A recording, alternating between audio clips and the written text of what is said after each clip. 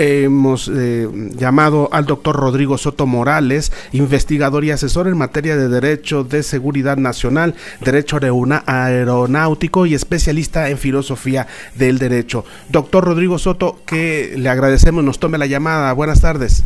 Buenas tardes, Martín, un gusto saludarte a ti, deseándote lo mejor para este próximo año, a ti y a todo tu auditorio, Martín. Qué amable y qué honor tenerlo en el programa, doctor Rodrigo Soto Morales.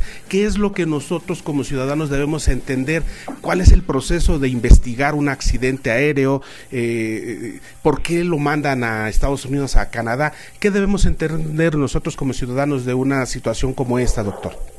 Pues mira, cuando hay un accidente aéreo, y más como es el caso de ¿cómo se dice?, de un helicóptero, que en el medio lo conocemos como aeronave de ala rotativa, y por lo tanto responde desde el punto de vista de su operación aerodinámica distinto a un avión de ala fija, que es el avión normal que nosotros conocemos, ¿no? Como puede ser avión o avioneta. Entonces, lo primero que hay que es determinar actores y factores y cadena de accidente. Cuando hablamos de cadena de accidente es cómo esos actores y factores están de alguna manera de modo sucesivo conectados, y si se cumplió con lo que está establecido por el manual del fabricante para la operación de la aeronave, en este caso un helicóptero de manufactura augusta, casa italiana, y los pilotos atendieron las indicaciones tanto de clima como de ruta, como lo que le dijo el control aéreo, entonces se tiene que ver qué es lo que falló, y entonces ya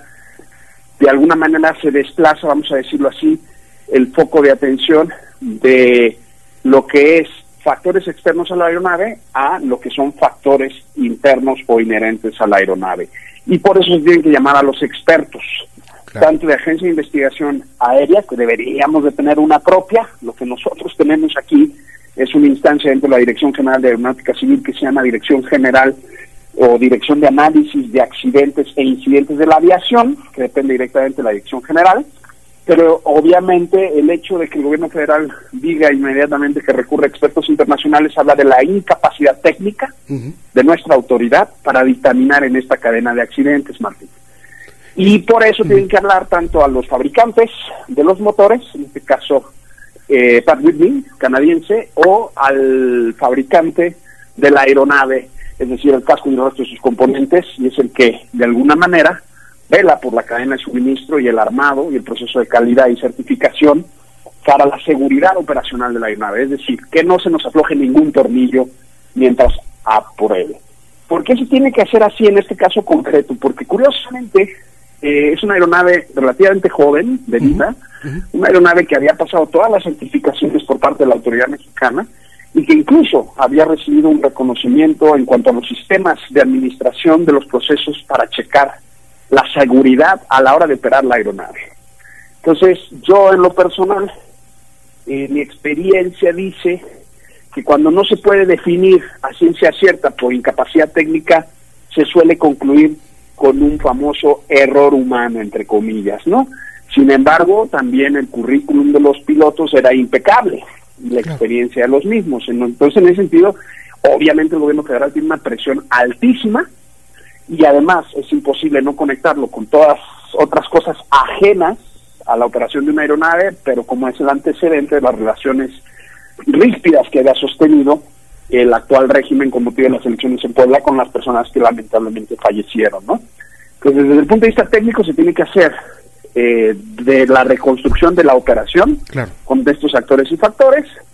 Obviamente se tiene en la medida de lo posible que rescatar las grabaciones de control aéreo y de comunicaciones entre los pilotos y control aéreo, y obviamente la comandancia del aeropuerto de donde partió, para reconstruir todo el proceso o los hechos lo mejor posible y poder detectar en esa cadena de acciones qué es lo que falló, Martín. Sí, me queda claro y nos pues nos pone de una manera más literalmente más gráfica de cómo debemos entender un suceso.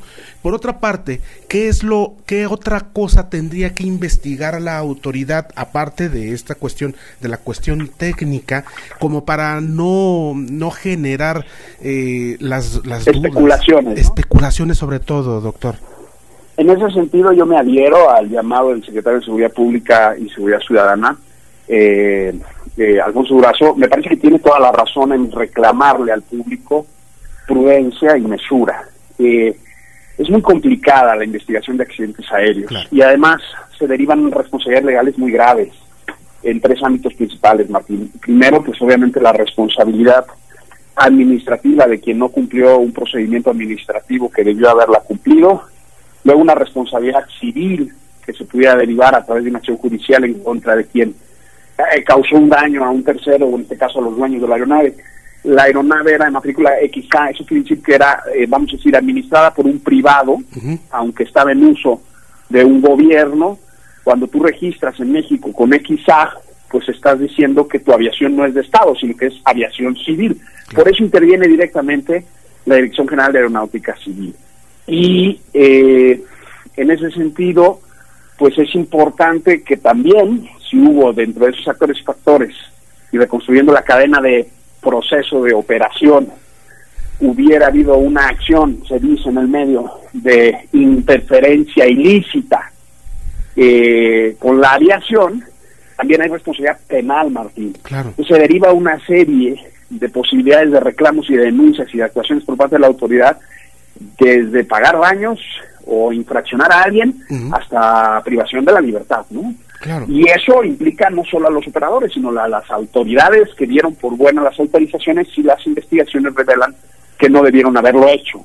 Entonces, es por eso que hay que ser muy cautos y muy prudentes y no hacer juicios sumarios cara a una opinión pública que obviamente está consternada bajo el shock de la lamentable noticia, y que además sabemos que existe una tensión política, claro, pues en concreto con 2 de los fallecidos que iban en la aeronave con el gobierno central. Entonces sí hay que ser muy cautos. Cualquier otra cosa no nos acerca necesariamente a la verdad, ¿no?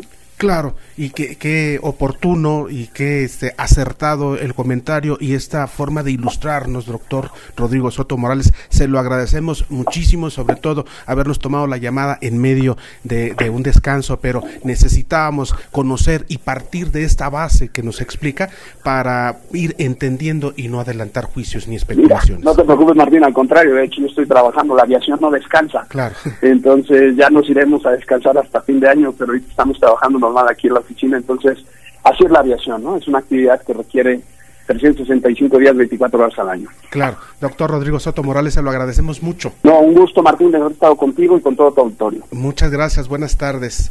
Buenas tardes y felices fiestas. Igualmente, felices fiestas. Doctor Rodrigo Soto Morales, investigador y asesor en materia de Derecho de Seguridad Nacional, Derecho Aeronáutico y especialista en Filosofía de Derecho.